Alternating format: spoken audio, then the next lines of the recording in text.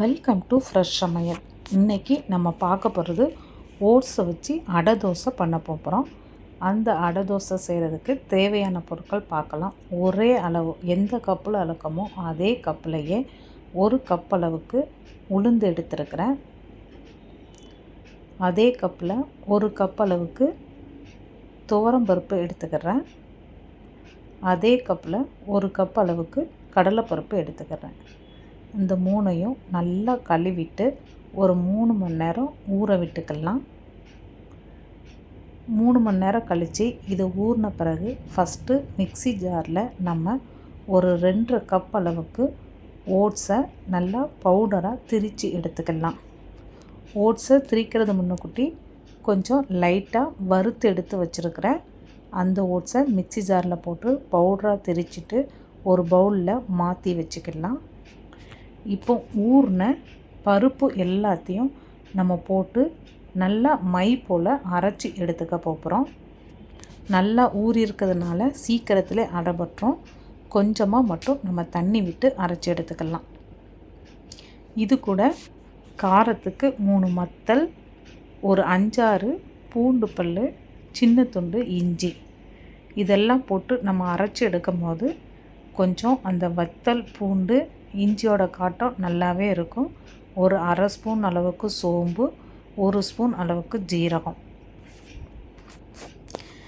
நல்லா பேஸ்ட்டாக அரைச்சி எடுத்துட்டு இப்போ இந்த பேஸ்ட்டையும் நம்ம பவுடர் பண்ணி வச்சுருக்கிற ஓட்ஸோடு ஆட் பண்ணிக்க போகிறோம். எல்லாத்தையும் சேர்த்து நல்லா மிக்ஸ் பண்ணிக்கலாம்.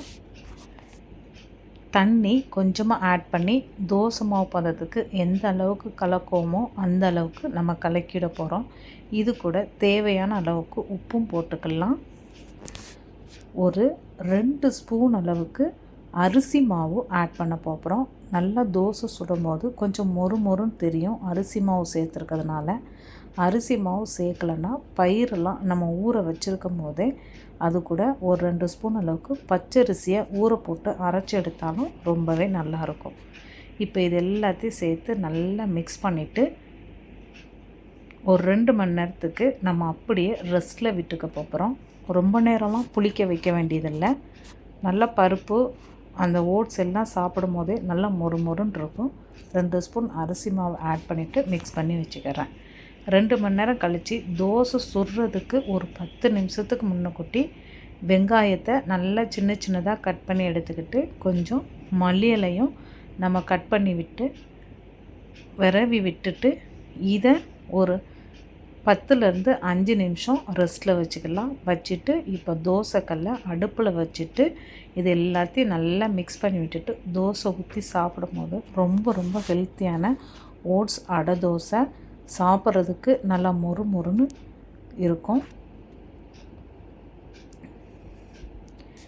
இந்த தோசை ரெசிபி உங்களுக்கு பிடிச்சிருந்துச்சுன்னா நீங்கள் லைக் பண்ணுங்கள், ஷேர் பண்ணுங்கள், சப்ஸ்கிரைப் பண்ணுங்கள்.